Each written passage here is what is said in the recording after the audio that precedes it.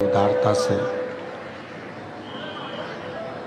ये पवित्र पावन भूमि शिरपुर महाराष्ट्र की ये पवित्र धरा, जहाँ भगवान शंकर की कृपा से, शिव जी की उदारता से आप और हम सब मिलकर भगवान शिव की पवित्र पावन 7 दिवसीय शिव महापुराण की कथा श्रवण कर रहे थे। आज कथा का 7वां दिवस है। विराम की ओर आप और हम सब चल रहे हैं।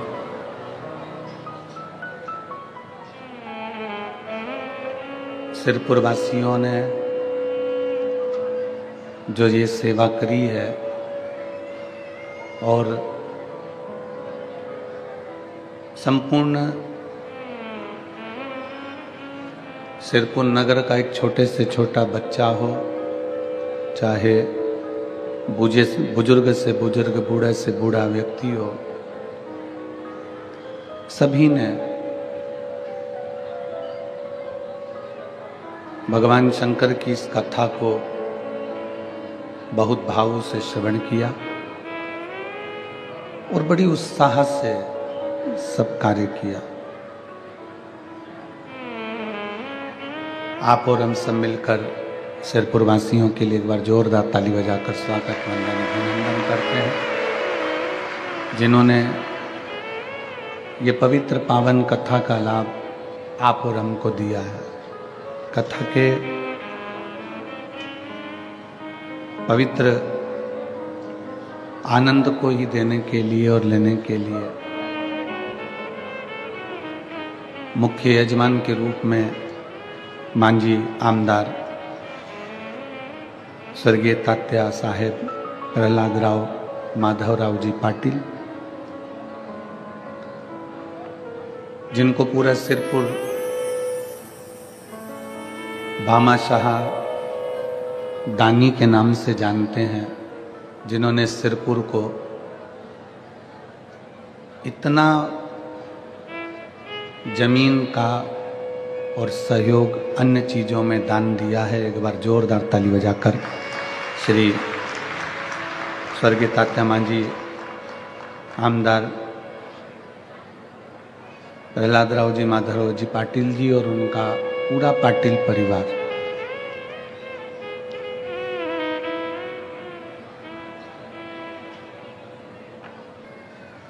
एक बार पाटिल परिवार को भी जोरदार ताली बजाकर स्वागत वंदन अभिनंदन।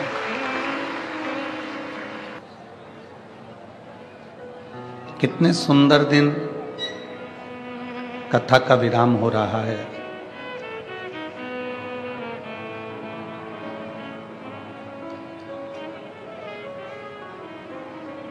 चंपा षष्ठी है और भगवान शिव की कृपा है।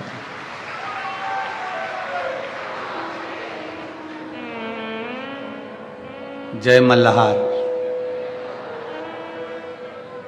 चंपा षष्ठी का ये पवित्र पावन अवसर है।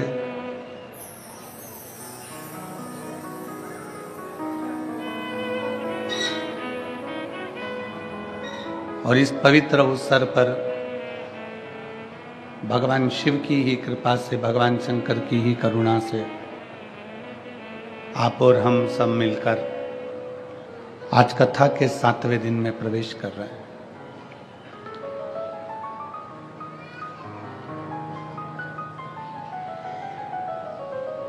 जीवन की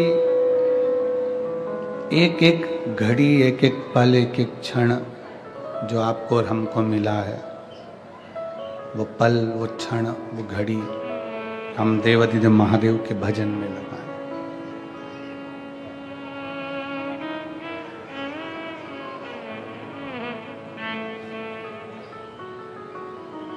हो सकता है आज वो मिला शरीर कल ना मिलेगा।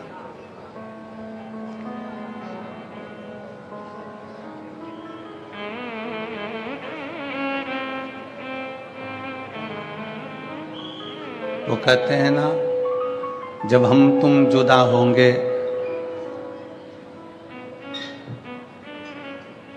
याद किया करेंगे। और बाबा के चरणों का यही एक प्रताप है, भगवान शिव के चरणों का यही एक प्रताप है।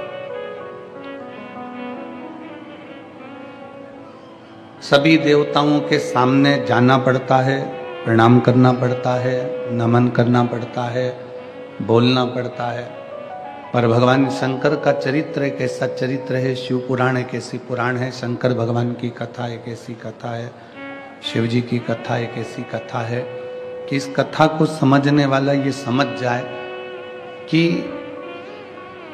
कभी कभी जीवन में ऐसा भी समय आता है कि हो सकता है कि हम शंकर के मंदिर नहीं जा पाए, हम शिव के दरवाजे नहीं पहुंच पाए। शिव महापुराण की कथा कहती है कि उस समय पर आप और हम भगवान शंकर को याद कर रहे हैं। अगर हम नहीं पहुंचे हैं शिव की चौखट पर, भगवान शंकर के दरवाजे तक हम नहीं पहुंचे, तो हम शंकर को याद करें। क्या होगा उससे?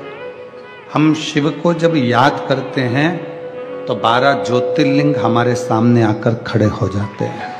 केवल उसको स्मरण किया गया, उसको याद किया गया और 12 ज्योतिर्लिंग हमारे सम्मुख में आकर खड़े हो।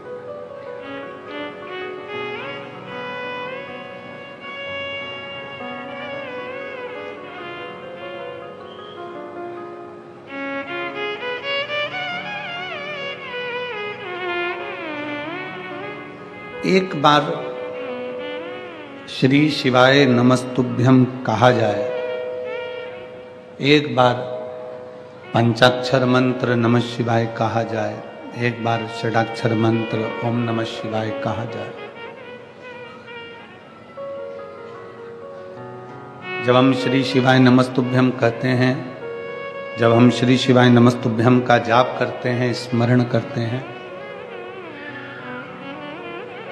तो 33 कोटि देवी देवता, जितने भी देवताओं की लिस्ट है, जितने भी देवी देवता विराजमान हैं, चाहे वो पितर हो, चाहे वो गंधर्व हो, चाहे वो अप्सरा हो, चाहे वो जो भी देव हो, जो भी देवी देवता है, कहीं पर भी बैठकर, किसी मंदिर में, देवालय में, शिवालय में, कथा में, या आप अपने घर पर बैठकर जब आप श्री शिवाय नमस्तुभ्यम का जाप करते हो, श्री शिवाय नमस्तुभ्यम जब बोलते हो, तो 33 कोटि देवी देवताओं का ध्यान आप पर आ जाता है। 33 कोटि देवी देवताओं की दृष्टि जब हम पर पड़ती है, 33 कोटि देवी देवताओं की दृष्टि जब आप और हम पर जाती है, तो ये निश्चित है कि संसार में जन्मे हुए जीव का, संसार में जन्मे हुए व्यक्ति का, संसार में जन्म लेने वाले जीव का, संसार में जन्म लेने वाले मनुष्य का कल्याण अपने आप निश्चित हो जाता है, अपने आप निश्चित हो जाता है।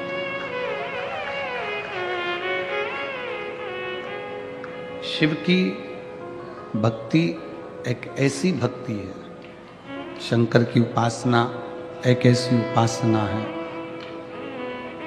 शिव की आराधना एक ऐसी आराधना है जो व्यक्ति को कुछ अलग बनाती है।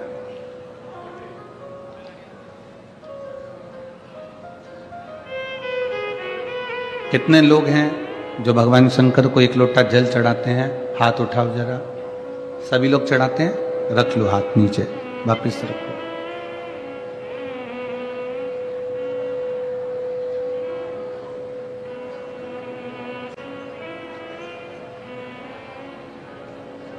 कब से चढ़ाना चालू करा?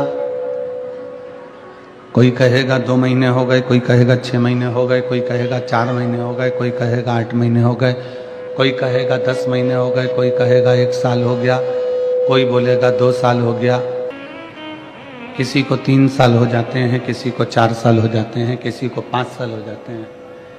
शंकर भगवान पर जल चढ़ाते चढ़ाते चढ़ाते चढ़ाते 2 महीना, 4 महीना, 6 महीना, जितना भी आपने शिव को दिया, जितना भी समय आपने भगवान शंकर को दिया, तुम्हारा वो दिया गया समय जो तुमने भगवान देवाधिदेव महादेव को प्रदान किया है, जो भगवान शंकर को दिया है, तुम्हारा दिया गया समय जो तुमने भगवान शंकर को प्रदान किया है, शिव को प्रदान किया है, वो खाली नहीं जाता। शंकर को दिया गया समय खाली नहीं जाए।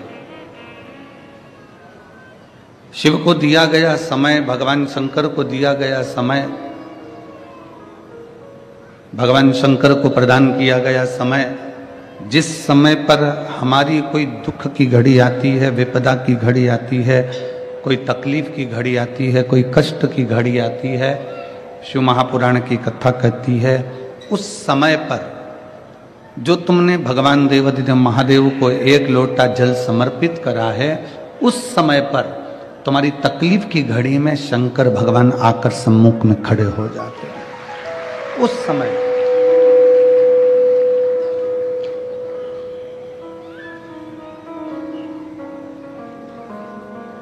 एक पत्र आया है,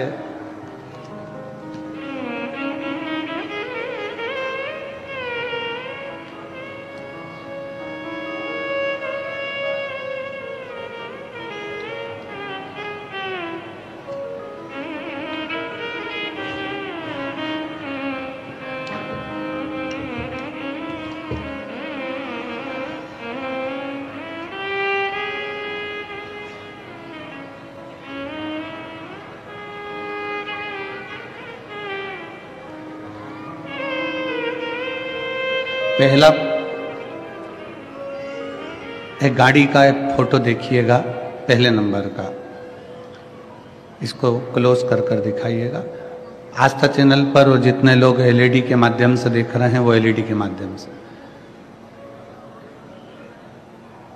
पुल के ऊपर से गाड़ी एक नदी के अंदर गिर जाती है और गाड़ी भी उल्टी गिरती है, पूरी की पूरी गाड़ी उल्टी पड़ी हुई है।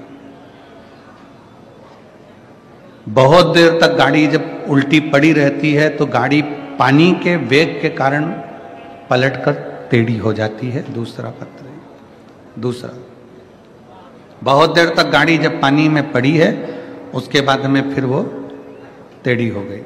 जाने आने वालों ने देखा, सो सपना पंकज राजपूत, मैं नासिक की रहने वाली हूँ, कहीं बैठी हो तो एक बेलपत्र लेने के लिए आ सकती हैं। कहीं बैठी हैं, आप ही हैं, ऐसा हाथ हिला दो एक बार, ठीक है, दिख गए हो, आ जाइए, बेलपत्र ले जाइए। सपना पंकज राजपूत, मैं नासिक की रहने वाली हूँ, भोलेनाथ जी का मैं क्या वर्णन करूँ। हमारी सोसाइटी में मंदिर बाबा भोलेनाथ का, जहाँ पर हम बाबा को जल चढ़ाने जाते और उस मंदिर का निर्माण के सहयोगी भी बने। गुरुदेव, एक दिन बाबा की ऐसी कृपा का मैं क्या वर्णन करूं गुरुदेव, शिव शिव होता है। गाड़ी पुल के ऊपर से नीचे गिरी और नीचे नदी बह रही थी और उसमें गाड़ी गिरी तो गाड़ी का जोर से पानी में अंदर आवाज आई। उधर आसपास के लोग भी देखकर थकित रह गए, किसी को लगा कि कोई पत्थर गिरा है, पर उनको मालूम नहीं था कि गाड़ी अंदर कर गई। बहुत देर तक गाड़ी पानी में रही। मेरे पति उस गाड़ी के अंदर ही थे। हिम्मत छूट गई। लोग आए, गाड़ी को निकाला, सीधा करा, कांच फोड़ा, पति को निकाला और पति जब निकलकर बाहर आए तो उनके चेहरे पर एक खुशी थी। वो खुशी थी इस बात की कि मेरे भोले बाबा ने मुझे बचा लिया था, मुझे मेरे भोलेनाथ जी ने बचा लिया था। गुरुदेव, मेरे पति मुझसे कहते हैं, मेरे पति मुझे वर्णन करते हैं कि शंकर पर चढ़ाया गया एक लोटा जल किस जगह पर काम आता है। शिव जी को चढ़ाया गया जल, शंकर भगवान को चढ़ाया गया जल किस जगह पर काम आ रहा है।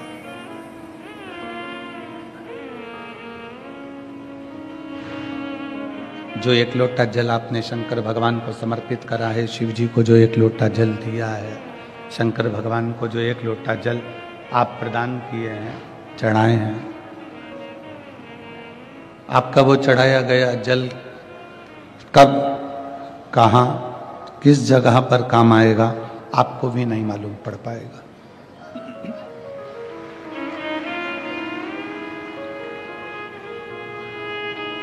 भूल जाओ, शंकर को जल चढ़ाने के बाद आप ये भूल जाओ कि मैं 2 महीने से कि 3 महीने से कि 3 साल से कि 1 साल से कि 1.5 साल से कि 2 साल से कि 4 साल से आप शंकर जी को जल चढ़ा रहे हैं। इस बात को आप भूल जाइए, आपके स्मरण में मत लाइए इस बात को।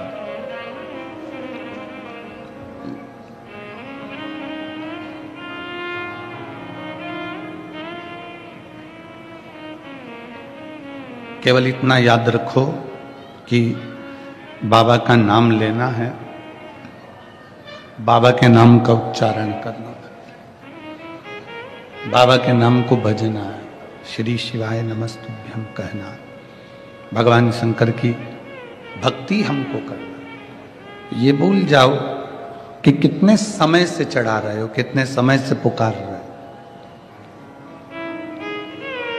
बीज अगर पृथ्वी पर गिरा है, बीज पृथ्वी के अंदर गिरा है तो उसका पौधा जरूर रोपित होगा, उसमें पानी डले ना डले, उसमें खाद डले ना डले, पर वो बीज जो पृथ्वी के अंदर गया है, जमीन के अंदर गया है, उसका पौधा जरूर निकलेगा। आज नहीं तो कल निकलेगा, बारिश गिरने के बाद निकलेगा, कभी भी निकलेगा, पर जो बीज अंदर गया है जमीन के, एक ना एक दिन उसका पौधा जरूर बनेगा। उसी तरह शंकर को अगर एक लोटा जल चढ़ाया है तो उसका फल जरूर मिलेगा, उसका फल जरूर मिलेगा।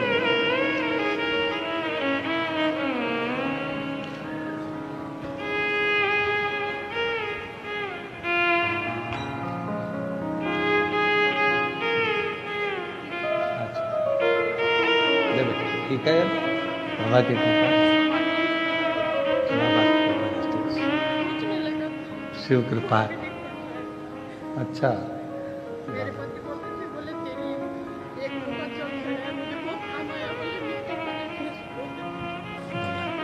दीदी बोल रही है, पति कहने लगे कि उस गाड़ी के अंदर पानी भरा हुआ था, समझ में नहीं आ रहा था, पर तेरे द्वारा एक लोटा जो जल चढ़ाया गया वो मुझे वहां काम आ गया।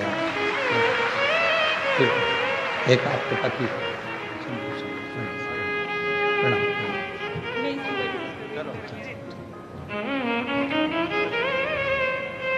आपके द्वारा समर्पित किया गया एक लोटा जल कहाँ काम आएगा, कब काम आएगा, कैसे काम आएगा, ये वो जानते हैं। आप शंकर के मंदिर जाते रहो, आप शिव की चौखट पर जाते रहो, आप शंकर के दरवाजे पर जाते रहो, शंकर के दरवाजे पर जाते रहोगे, शिव की चौखट पर पहुंचते रहोगे, शंकर का एक लोटा जल समर्पित करते रहोगे, अपने आप मेरा शंकर, मेरा उघड़दानी, मेरा त्रिकालदर्शी, मेरा कैलाशी अविनाशी शिव आप पर कृपा करना प्रारंभ कर देगा। आपको बोलने की भी जरूरत नहीं पड़ेगी कि शिव जी से कुछ कहा जाए, शंकर जी से कुछ बोला जाए। आप तो केवल शंकर के मंदिर में एक लोटा जल लेकर जाइए, शिव के पास में एक लोटा जल लेकर पहुंचिए, शिव की चौखट पर एक लोटा जल लेकर जाना प्रारंभ करें, वो संभाल लेगा। कर्म की गति को भोगने के लिए यह हमारा शरीर मिला है, मानव की देह मिली है। कर्म की गति को भोगने के लिए हम ये मनुष्य के शरीर में आए हैं, मानव की देह में आए हैं। जितने बैठे हो ना, सबका अपना अपना दुख है और सबकी अपनी अपनी प्रसन्नता है, सबके अपने अपने कष्ट है, सबका अपना अपना दुख है। इसलिए आप और हम जब प्रार्थना करते हैं, आप और हम जब भगवान को पुकारते हैं, स्तुति करते हैं, उस समय पर हम ये नहीं बोलते कि मेरे पेट में दर्द है या कैंसर का रोग है या थायराइड का रोग है या सिर का रोग है या कोई अन्य रोग है। उस समय पर हम बाबा से कहते हैं, बाबा सब दुख काटो हमारा, ओ भोले सब दुख काटो। हम बाबा से ये नहीं कहते कि मेरे शरीर में ये दुख है, मेरे शरीर में ये कष्ट है। हम बाबा से कहते हैं कि सब दुख काटो। किसी दुख का हम वर्णन नहीं कर रहे हैं कि हमारे पेट में दर्द है, कि सिर में दर्द है, कि घुटने में दर्द है, कि पाँव में दर्द। हम तो सब दुख का वर्णन कर रहे हैं कि सारा दुख आप काट दीजिए।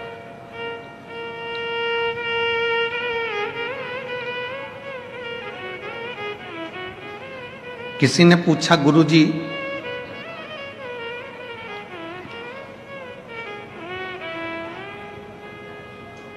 अगर कोई कर्जा लेकर मर जाता है, उसके लड़के, उसकी लड़की, उसका पोता, उसकी पोती, नाती पंती, भाई बंधु उसका कर्जा चुका देते हैं। वो तो मर गया जिसने कर्जा लिया था, वो तो चले गया।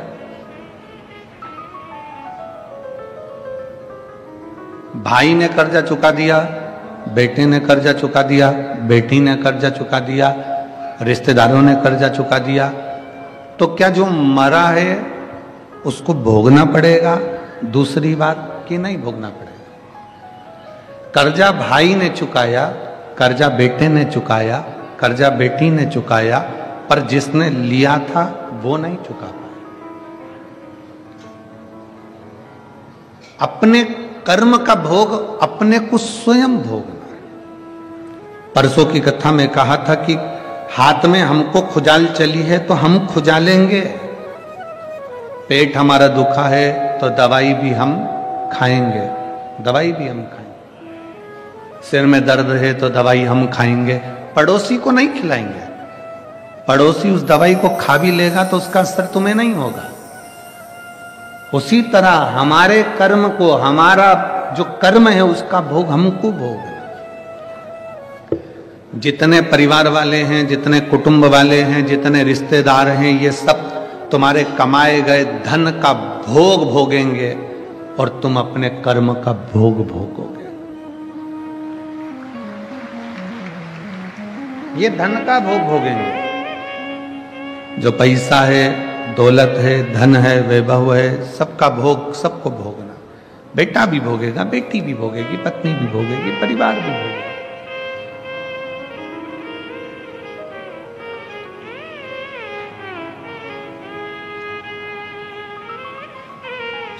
कर्जा चुकाने के लिए तो मेरे भगवान राम को भी पृथ्वी पर वापिस कृष्ण के रूप में अवतरित होना पड़ा।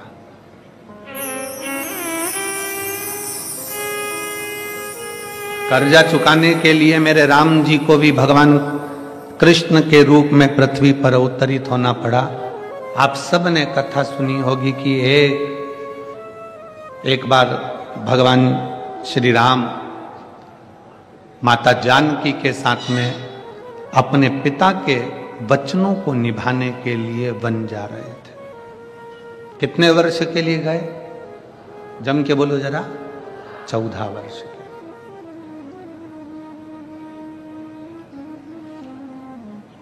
14 वर्ष के लिए राम वन चले। 14 वर्ष चलते चलते एक ऐसा वीरान जंगल आ गया जिस वीरान जंगल में पानी भी नहीं था, जहां पर पीने के लिए जल भी नहीं। चलते चलते माता जानकी थक गई और माता जानकी इतनी थकी कि माता जानकी जी ने कहा कि अब मुझे प्यास लग रही, मुझे पानी पीना। अपने माता पिता के वचन को पूर्ण करने के लिए भगवान श्री राम वन को चले और माँ जानकी चलते चलते थक गईं और थकने के बाद में माता जानकी कहती हैं कि अब मुझे प्यास लगी, बहुत पानी की प्यास। जानकी जी जब जल को पुकार रही हैं कि मुझे पानी पीना है, राम जी ने देखा कि आसपास में कोई सरोवर नहीं है, आसपास में कोई जलाशय नहीं है, कोई सरोवर नहीं, कोई जलाशय नहीं। तब राम जी ने जानकी जी को एक वृक्ष की छांव में बिठा दिया, तुम यहां बैठो, लक्ष्मण जी आप भाभी के साथ में रहिए, मैं जल देखता हूं। राम जी ने जल देखना प्रारंभ करा तो कहीं जल नजर नहीं आया। एक दो कोस निकल भी गए बाहर, एक दो कोस निकलने के बाद भी जल नहीं मिला, पानी नहीं मिला। ढूंढते ढूंढते राम जी महाराज और आगे निकले, तब एक मोर नजर आया और राम जी ने उस मोर से कहा कि पक्षियों में कोई दूसरा पक्षी मुझे दिख नहीं रहा, पर मोर तुम नजर आए हो, क्या तुम मेरी थोड़ी सी सहायता करोगे? क्या मुझे कोई जलाशय, कोई पानी का स्थान, कोई कुंड, कोई बावड़ी, कोई कूप, कोई सरोवर मुझे दिखाओगे? मेरी धर्म पत्नी जानकी जी को प्यास लगी है, आप मुझे जलाशय दिखाएंगे? मोर उसी समय पर शीश झुकाकर कहता है कि मैं आपको पानी का स्थान दिखा देता हूं, मैं आपको सरोवर दिखा देता हूं, मैं आपको जलाशय दिखा देता हूं, चलिए। राम जी चलने लगे, मोर भी चलने लगा। अब मोर कहने लगा कि प्रभु मैं चलूंगा धीमा धीमा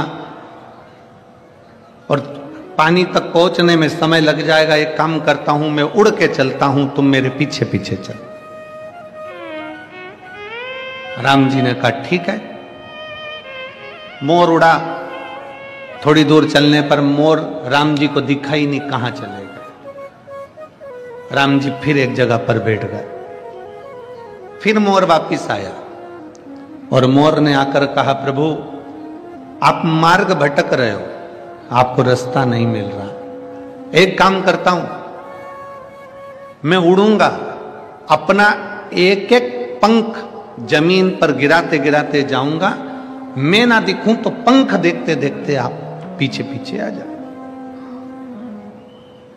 मोर ने अपना पंख गिराना प्रारंभ करा, राम जी ने चलना प्रारंभ करा, जलाशय तक, सरोवर तक, तालाब तक राम जी पहुंच गए। राम जी ने सरोवर पर पानी को भरा और जो देखा मोर को, तो मोर के पूरे पंख झड़ चुके थे। मोर एक मौसम होता है, उस मौसम में एक समय होता है, उस समय में मोर अपने पंख को झड़ाता है। अगर मोर हर किसी मौसम में अपने पंख को झड़ा देता है तो मोर को मरना पड़ता है।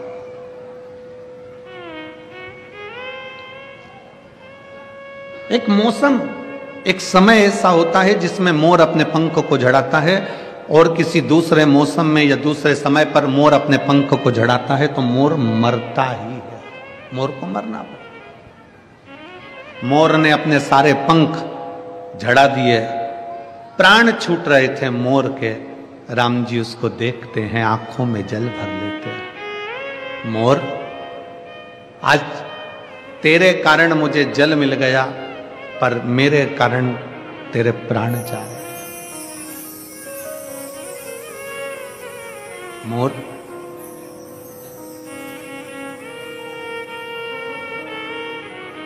तेरे को कुछ मांगना हो तो मांग ले। मोर कहता है प्रभु आपके चरणों की शरणागति देना। राम जी कहते हैं मेरे सामने तेरे प्राण छूट रहे हैं, शरणागति तो वैसे ही मिल जाएगी। और तू मेरे चरण मांग रहा है। मोर, तेरा कर्जा मेरे मस्तक पर चढ़ा है, अगला अवतार लूंगा कृष्ण का तो तेरा कर्जा चुकाने के लिए तेरे पंख को सिर पर धारण कर।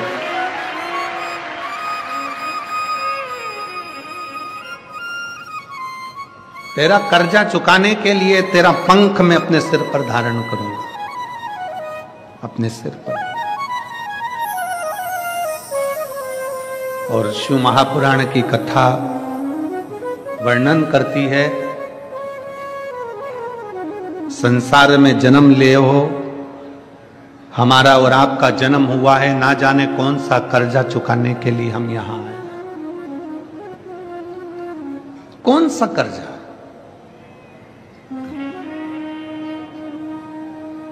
सास कहती है मेरी बहू अच्छी नहीं है। हम कहते हैं पूर्व समय का स्मरण करिएगा, हो सकता है तुमने दरवाजे पर आई हुई गाय को डंडा मारकर भगाया होगा, हो सकता है तुमने किसी को अपशब्द कहा होगा। ये जितने हमारे संबंध हैं, हमारी पत्नी, हमारे बच्चे, हमारा बेटा, हमारी बेटी, हमारी माता, हमारे पिता, हमारा परिवार, हमारा कुल, ये सब संबंध जितने भी हैं, ये संबंध हमारे पूर्व के कर्म के कारण हमको मिलते हैं और संसार में आने के बाद उनके साथ रहना पड़ता है और भोगना पड़ता है। 5,000 रुपए किसी को दिए, लेकर चला गया, मुंह ही नहीं दिखाया, भग गया, तुम ढूंढ ढूंढ के थक गए। किसी के पास में तुमने माल भेजा और वो माल का पूरा की पूरा पैसा उसके पास में रह गया, वो मिला ही। किसी कंपनी में पैसा जमा करा, पैसा चले गया, वो मिला ही। कोई नया व्यक्ति तुम्हारे सामने आ जाता है और नया व्यक्ति आकर तुमसे कहता है कि मैं तुम्हारे पैसे को ऐसा ऐसा कर दूंगा, लाओ जमा करो हमारी सोसाइटी में, हमारी कंपनी में। नया व्यक्ति तुमसे पैसा लेता, तुम उसको पहचानती नहीं थी, अभी भी पहचान बड़ी, 2-4 महीने में, 3 महीने में, 1 महीने में, 15 दिन में पैसे तुमने जमा भी कर दिया। जमा करने के बाद वो पैसा डूब गया। कौन नया व्यक्ति था? ना जाने कहां से आया था, कौन था, कैसा था, आपको और हमको नहीं मालूम, पर उस परमात्मा को मालूम है कि पूर्व समय में तूने इसका लिया था, इसलिए वो इस जन्म में तेरे पास आकर अपना हिसाब पूरा कर कर चले गए।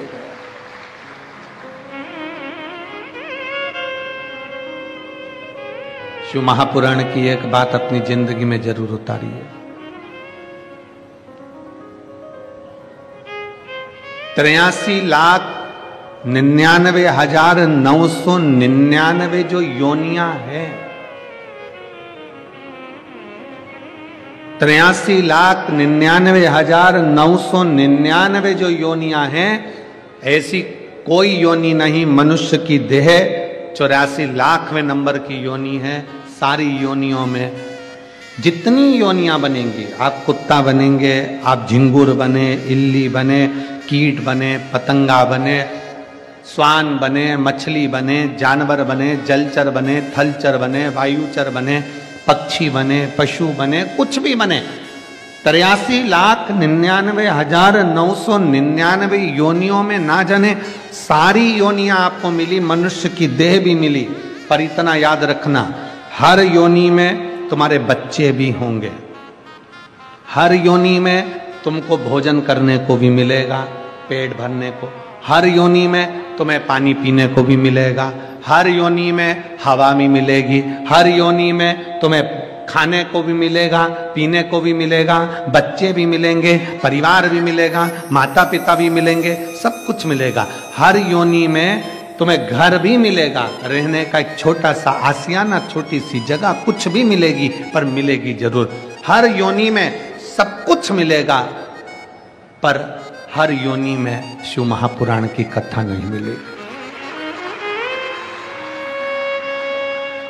शिव महापुराण की कथा तो केवल एक मनुष्य योनि में मिलती है। एक पक्षी को अगर सुना भी देंगे तो पक्षी को क्या ज्ञान होगा? एक पशु को अगर कथा सुना भी देंगे तो क्या ज्ञान होगा? एक इल्ली माला में चढ़कर अगर कथा सुन भी लेगी तो उसको क्या ज्ञान होगा? कोई कीट, कोई पतंगा, कोई जानवर, कोई पशु, कोई पक्षी, कोई जलचर, कोई थलचर अगर कथा सुन भी लेंगे तो उनको क्या ज्ञान होगा। सारी योनियों में पत्नी, परिवार, बच्चे, कुटुंब, माता पिता, खाना पीना सब मिलेगा, पर केवल एक मनुष्य की योनि ऐसी है जिस योनि में शिव पुराण की कथा सत्संग मिलता है। क्यों मिलता है? क्योंकि इस योनि में अगर तूने सत्संग कर लिया, भगवान का भजन कर लिया, शिव पर एक लोटा जल चढ़ा लिया, तो फिर तुझे वापिस वो 83,99,999 योनियां भोगना नहीं पड़ेगी और तू शंकर की शरण में चला जाए। इन योनियों से तेरी मुक्ति हो जाए, इन योनियों से तू परे हो जाए, इन योनियों से तू छूट जाए।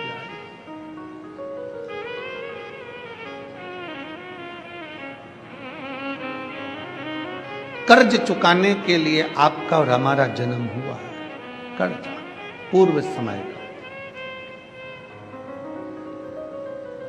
बेटी ने जन्म ले लिया, बेटे ने जन्म ले लिया,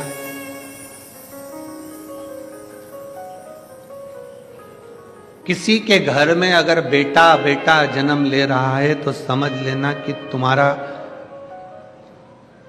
कोई पूर्व का तुम्हारा कर्जा बहुत ज्यादा था, इसलिए घर में बेटे बेटे बेटे ही बेटे जन्म ले लिए। अगर तुम्हारे घर में, परिवार में, कुल में एक बेटी भी जन्म ले ले तो समझ लेना कि तुम्हारा पूर्व का कोई पुण्य बड़ा प्रबल था जिसके कारण बेटी ने जन्म।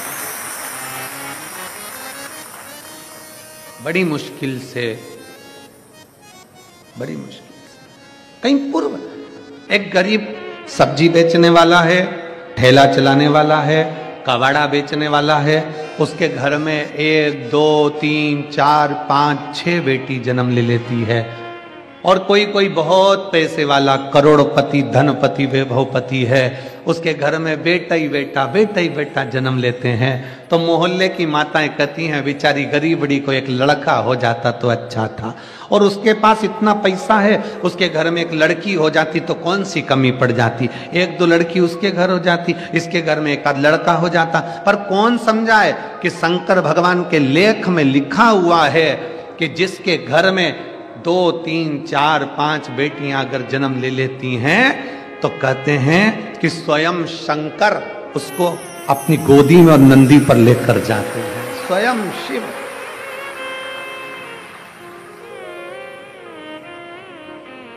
हम सोचते हैं कि बेटों का जन्म हो रहा है तो बड़े भाग्यशाली हैं। आप भाग्यशाली हो, बेटे ने जन्म लिया, पर सौभाग्यशाली तो तभी होगे जब घर में बेटी का जन्म हो। जब घर में बेटी का जन्म है तो सौभाग्यशाली, नहीं तो भाग्यशाली तो आप हो।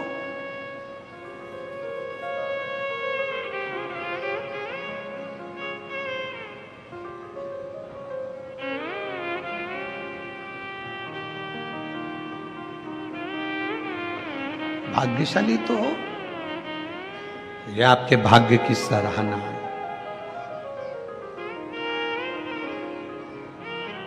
तुम्हें जो समय मिला है, तुम्हें जो ये मनुष्य का जीवन मिला है, मानव का शरीर मिला है, इस मानव के शरीर की कीमत समझो, इसकी कीमत समझो। बचपन तुमने परिवार को दे दिया, मम्मी कितना लाड लड़ाती है, आई कितना प्रेम करती है, पिताजी कितना प्रेम करते हैं बचपन में। बचपन में माँ बाप का इतना प्रेम रहता है कि बच्चे को सोते हुए देखना उन्हें बहुत पसंद आता है। बोलो बोलो जरा, समय जम के बोलो जरा। बच्चा अगर सो रहा है ना बचपन में तो माँ बाप को बहुत अच्छा लगता है, और वही बच्चा जब 27 साल का हो जाए, 25 साल का हो जाए, 20 साल का हो जाए, 30 साल का हो जाए, तो कौन माँ बाप हैं जिसको लड़का लड़की घर में सोते हुए अच्छे लगेंगे? लगते हैं? नहीं। माँ बाप कहते हैं कि इस उम्र में तो तुझे मेहनत करना चाहिए, पढ़ना चाहिए, आगे बढ़ना चाहिए, और तू पलंग पर पड़ा है। बेटा वही है जो बचपन में अच्छा लग रहा था, बेटा वही है, बेटी वही है जो बचपन में अच्छी लग रही थी, पर वही बेटा बेटी जब जवानी के समय पर एक उम्र के अनुकूल अगर घर के अंदर सोते रहें, 1-2 बजे रात को सो रहे हैं और दिन के 2 बजे अपने कमरे से निकल रहे हैं, और माँ थोड़ा सा भी उसको जगा दे तो वो आग बबूला हो जाए, मम्मी लाइट बंद करो,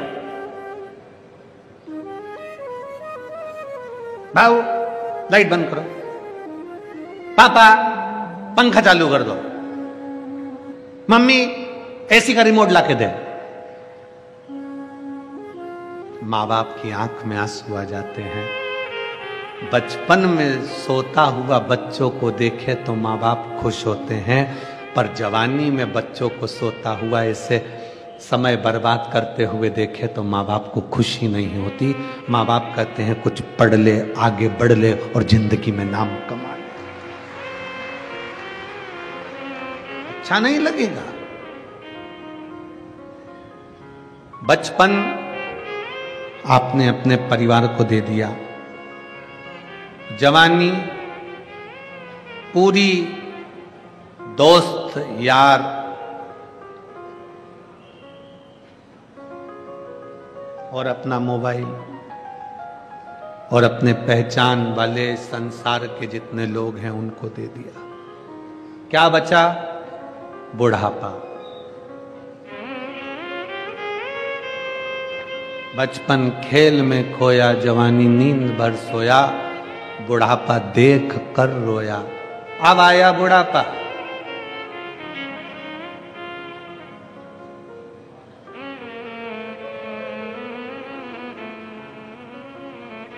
जब जवानी आती है, अच्छा पद मिल जाता है, अच्छी प्रतिष्ठा मिल जाती है, अच्छी कुर्सी मिल जाती है, अच्छी जॉब मिल जाती है, अच्छी नौकरी मिल जाती है, अच्छी प्रतिष्ठा मिल जाए, अच्छी कुर्सी मिल जाए, अच्छा पद मिल जाए, अच्छी सत्ता मिल जाए, तो निवेदन है झुकना सीख जाना, अकड़ना नहीं। झुकना सीख। हमने कई लोगों को देखा है, जब तक कुर्सी पर रहते हैं, जब तक कोई अच्छा पद रहता है, कुर्सी पर बैठे रहते हैं, बहुत बड़े पद पर रहते हैं, ओहदे पर रहते हैं, हमने कई लोगों को देखा है इतनी अकड़ में रहते हैं, इतनी अकड़ में रहते हैं कि कोई आ भी जाए तो उससे सीधे मुंह बात नहीं करते। और जो कुर्सी पर इतनी अकड़ में रहता है, बाद में रिटायर होता है, रिटायर होने के बाद मोबाइल में ग्रुप बनाता है कि अब मैं समाज सुधार का काम करूंगा। समाज का एक व्यक्ति तेरे दरवाजे पर 25 बार फाइल रख कर गया, तब तू कहां गया था?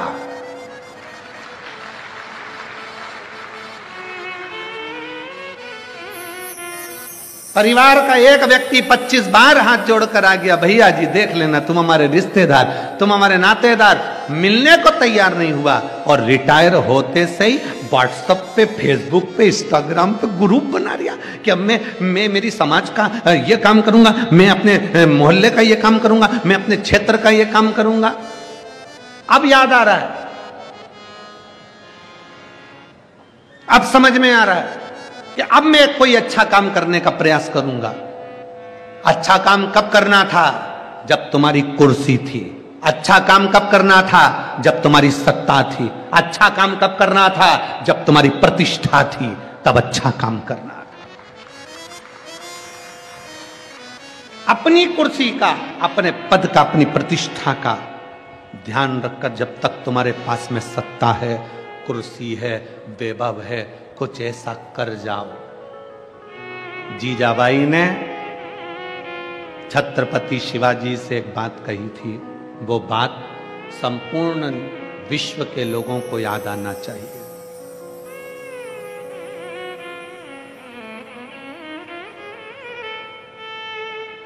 संपूर्ण विश्व।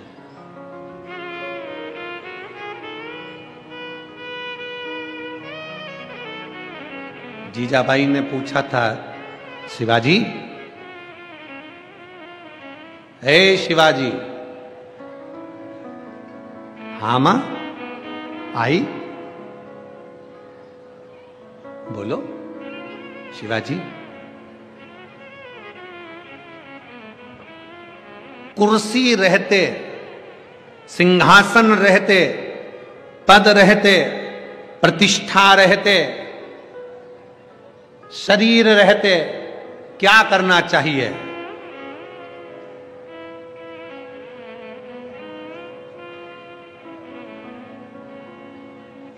क्या करना चाहिए?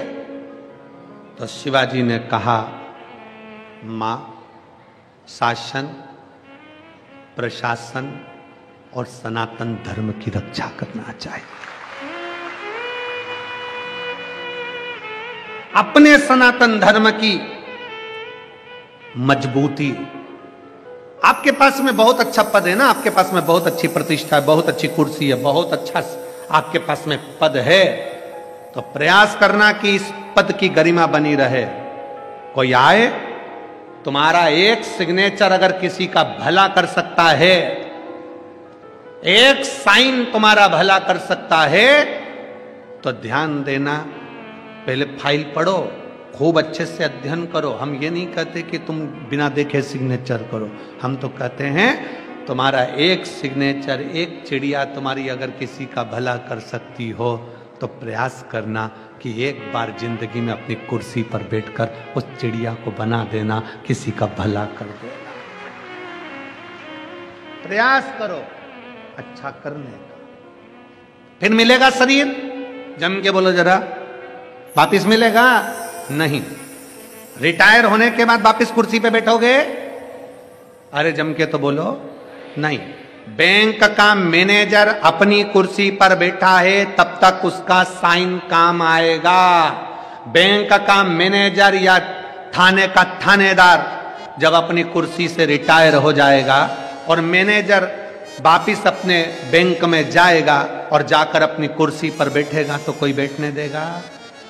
थानेदार रिटायर होने के बाद अपनी कुर्सी पर बैठेगा तो कोई बैठने देगा? नहीं, क्योंकि अब थानेदार दूसरा आ गया, मैनेजर दूसरा आ गया, तुम रिटायर हो गए। अब तुम्हारे कितने भी अच्छे सिग्नेचर हो, वो सिग्नेचर काम के नहीं है, क्योंकि जब तुम्हारी कुर्सी थी तब सिग्नेचर काम का था। इसलिए जब तक तुम्हारी कुर्सी और पद प्रतिष्ठा है तब तक सिग्नेचर अच्छे करने का प्रयास करिए, किसी का भला करने का प्रयास करिए, किसी के लिए श्रेष्ठ करने का प्रयास करिए। कुछ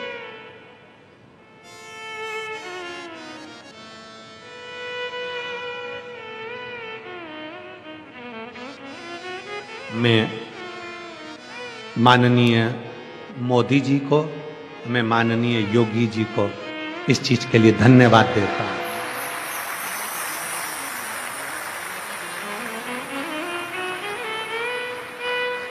मैं माननीय मोदी जी को और माननीय योगी जी को, प्रधानमंत्री जी को, उत्तर प्रदेश शासन के मुख्यमंत्री जी को भी धन्यवाद देता हूं कि अपनी कुर्सी का सदुपयोग कर रहे हैं, शासन, प्रशासन और सनातन तीनों को मजबूत कर रहा है।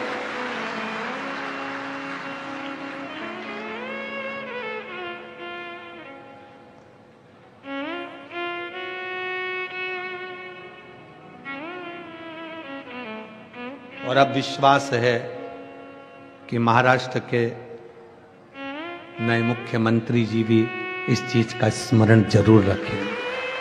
विश्वास है। अपनी कुर्सी का, अपने पद का, अपनी प्रतिष्ठा पर बैठे हो, अपना शासन, अपना प्रशासन और अपना सनातन तीनों मजबूत होना चाहिए, तीनों मजबूत। प्रयास करो कुछ अच्छा करने का प्रयास।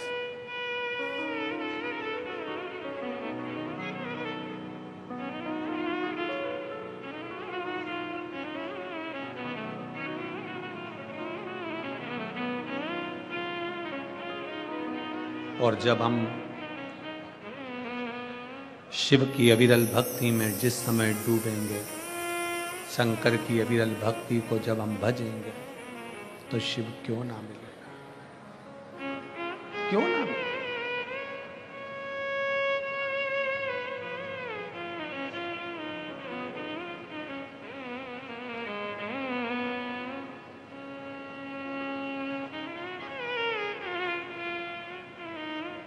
कल हम आशीष से कह रहे थे, आशीष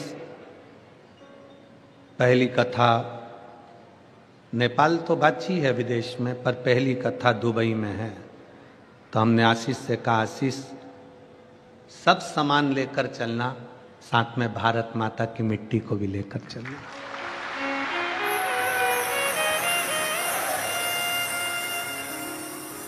क्योंकि जो प्यार भारत की मिट्टी दे सकती है, वो दुनिया में कोई नहीं दे सकता।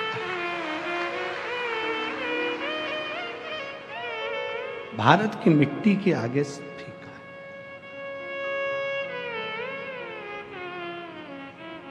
आशीष बोला, गुरुजी 3 दिन में तो अपन आ जाएंगे। हमने कहा, एक दिन भी अगर ये भारत की मिट्टी छूटती है तो बड़ा दुख।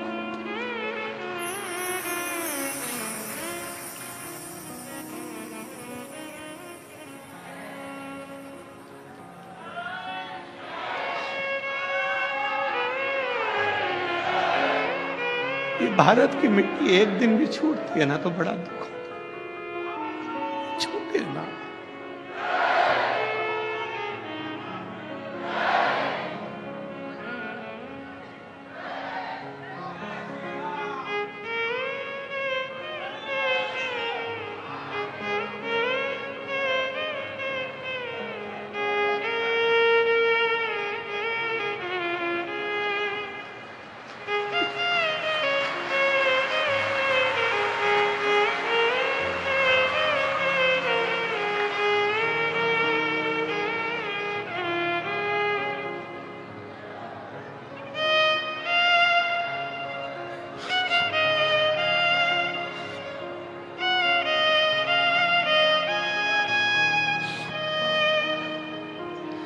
ये ना छोड़ो, इसको भी थोड़ा बटोर ले। सब कुछ मिल सकता है पर ये भारत वतन नहीं मिल सकता। जान बताए, इसको संजो लो। जन्म मिला है मनुष्य का, मानव का,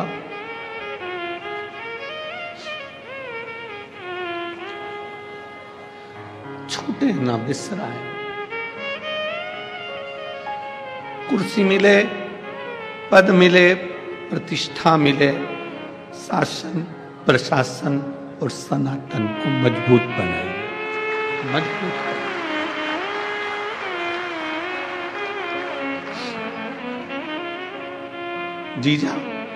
जीजाबाई ने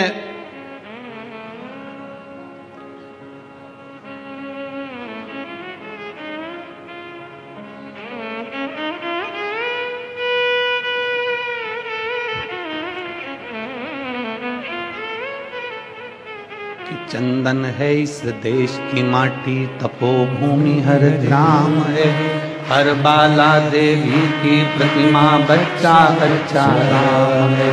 जिसके सैनिक समर भूमि पर गाया करते गीताएं, उसी माटी के हल्के नीचे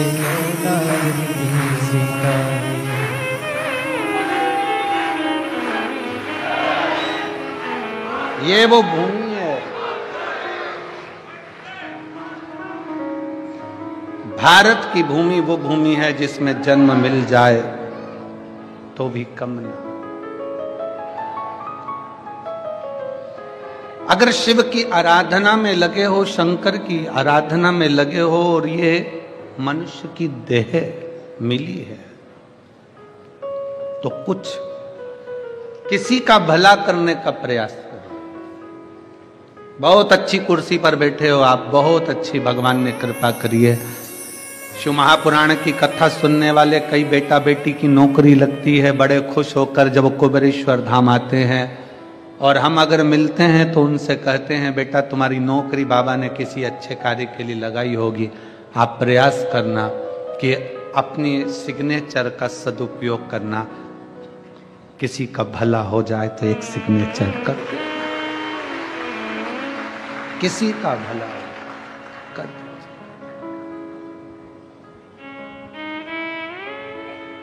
हमारे जीवन की इतनी कथा हुई पर सारी कथाओं का रिकॉर्ड सिरपुर ने तोड़ दिया।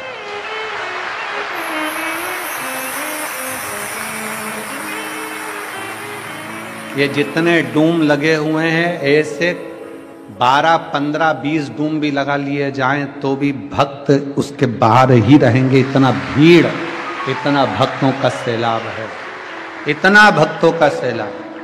ऐसे डूम ना जाने कितने लगा दो आप, 15, 12, 20, 22, 24, 25, तो भी शिव भक्त बाहर के बाहर। हमारे जीवन का इतना बड़ा ये शिव पुराण की कथा देखी करी सब, पर ऐसा जन सैलाब कहीं नहीं देखा, कहीं।